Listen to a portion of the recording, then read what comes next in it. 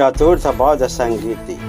कनिष्क ने बौद्ध धर्म ग्रहण करने के पश्चात उसके सिद्धांतों को समझने का भी प्रयास किया। कुछ समय तक बौद्ध धर्मों के सिद्धांतों के विषय में अनेक विवाद उत्पन्न हो गए थे तथा बौद्ध धर्म का स्वरूप बिल्कुल अस्पष्ट हो गया था। अतः बौद्ध धर्म का विवादास्पद सिद्धांतों का निर्णय करने के उद्देश्य से कनिष्क के शासन काल में चतुर्थ बौद्ध संगीति का आयोजन किया गया। इस सभा का अध्यक्ष वसुमित्र था तथा इसमें अश्वघोष ने भी भाग लिया था। लगभग 500 बौद्ध विद्वान इस सभा में सम्मिलित हुए। तारानाथ के अनुसार यह संगीति कश्मीर के कुंडल वन में हुई थी।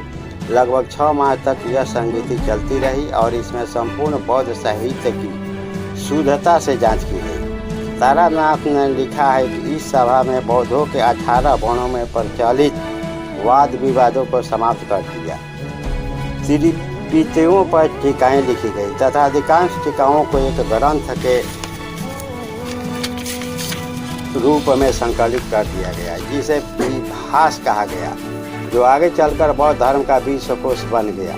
सभी टीकाओं को ताम्रपत्र पर उत्कीर्ण कर विशेष रूप से निर्मित एक स्तूप में रखा गया।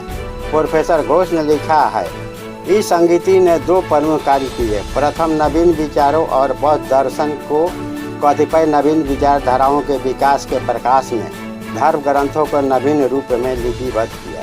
दूसरे, महायान बौद्ध शाखा राज धर्म का स्वरूप प्रदान किया। इसका प्रचार कनिष्क ने किया। महायान शाखा। इस संगीति का उल्लेखनीय परिणाम बौद्ध धर्म के महायान शाखा का उदय होना था। यहाँ बौद्ध धर्म के सिद्धांतों में नागार्जुन के प्रयत्नों से महत्वपूर्ण परिवर्तन किए गए थे तथा मूर्ति पूजा, स्वर्ग, धार्मिक क्रियाएं आदि को स्वीकार कर लिया गया। इस प्रकार बौद्ध धर्म की एक नवीन शाखा का जन्म हुआ, जिसे महायान कहा गया और मूल बौद्ध धर्म को ही नियान कहा जाने लगा। इस प्रकार रॉलिंसन ने ठीक ही लिखा, कनिष्क को कश्मीर में चतुर्थ बौद्ध संगीति बौद्ध धर्म के इतिहास में एक नवीन युग को प्रारंभ करती है। अन्य धर्मों के समान मूर्ति पूजा करने की सुविधा महायान में होने के कारण इसकी लोकप्रियता बढ़ती गई और महायान में उन्हें बुद्ध में ईश्वर का अवतार सिद्ध कर दिया। साहित्य की उन्नति। कनिष्क साहित्य एवं कला का प्रश्रयदाता था। उसके राज्यसभा में बुद्ध चरित्र एवं सौंदर्य नंद कहानियों के लेखक, अश्वघोष, शून्यवाद तथा सापेक्षवाद के प्रवर्तक एवं प्रकांड विद्वान नागार्जुन पार्श्व तथा वसुमित्र रहते थे। आर्युवेद के जन्मदाता एवं चरक संहिता के लेखक चरक को भी कनिष्क ने ही आश्रय दिया था। सांस्कृतिक साहित्य की भी काफ़ी उन्नति हुई थी। इस संबंध में राय चौधरी ने लिखा है, कुषाण युग साहित्यिक क्रियाशीलता का युग था। इसका प्रभाव अश्वघोष, नागार्जुन तथा अन्य विद्वानों की कृतियों से प्राप्त होता है। निर्माण काल। कनिष्क साम्राज्य हर्षवर्धन के समान केवल बौद्ध धर्म का प्रचार अथवा चंद्रगुप्त मौर्य की भांति केवल विजेता ही नहीं था।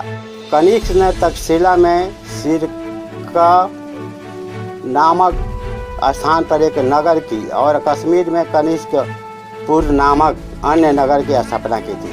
उसने पुरुषपुर, तक्षशिला एवं मथुरा आदि नगरों का सौंदर्यीकरण भी करवाया। उसने विभिन्न स्थानों पर अनेक स्तूपों और विहारों का भी निर्माण करवाया।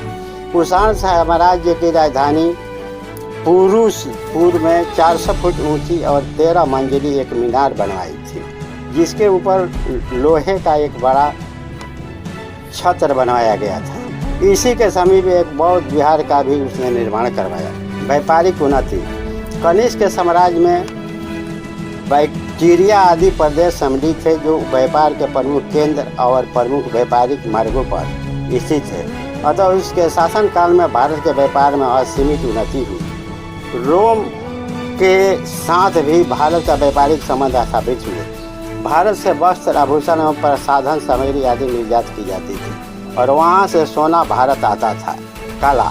प्रोफेसर हम्फी ने लिखा है, कला पर बहुत गंभीर प्रभाव पड़ा, क्योंकि पूजा की भावना ने उन उच्चतर भावों को अभिव्यक्त प्रदान की जिनमें समस्त कला के मूल पाए गए हैं। उसके शासनकाल में बौद्ध धर्म की एक नई शाखा के एक उदय ने कला के क्षेत्र में एक नई शैली को जन्म दिया। प्राचीन बौद्ध मूर्ति कला में बुद्ध की मूर्तियों का निर्माण नहीं होता था। उनकी उपस्थिति को पद चिन्हों, बौद्ध वृक्ष, रिक्त आसन आदि के द्वारा प्रदर्शित की जाती थी। परंतु महायान के उदय के पश्चात बुद्ध की मूर्तियों एवं उनकी पूजा बौद्ध अनुयायियों का प्रिय विषय बन गई। इस शैली का नाम गांधार पड़ा। इस कला में धार्मिक विषयों एवं अभिप्रायों को व्यतीत करने के लिए यूनानी तकनीक का प्रयोग किया गया है, इसलिए इस कला को इंडो ग्रीक कहते हैं। अतः इस नवीन शैली का आविर्भाव निसंदेह कनिष्क की शासन काल की एक प्रमुख उपलब्धि थी। कनिष्क ने लगभग 45 वर्ष तक राज्य किया था। वह एक कुशल योद्धा, विजेता और एक विशाल साम्राज्य का निर्माता था। जगराय चौधरी ने लिखा है कि कनिष्क ने भारतीय सभ्यता के लिए मध्य एवं पूर्वी एशिया का द्वार खोल दिया। बौद्ध धर्म का संरक्षण प्रदान करने के कारण कनिष्क को दूसरा अशोक कहा जाता है। अतः जिस दृष्टि से भी कनिष्क का मूल्यांकन किया जाए तो हम पाते हैं कि वह एक महान व्यक्ति और एक विदेशी होते हुए एक विशुद्ध भारतीय होने का दावा इसका तर्कहीन नहीं है।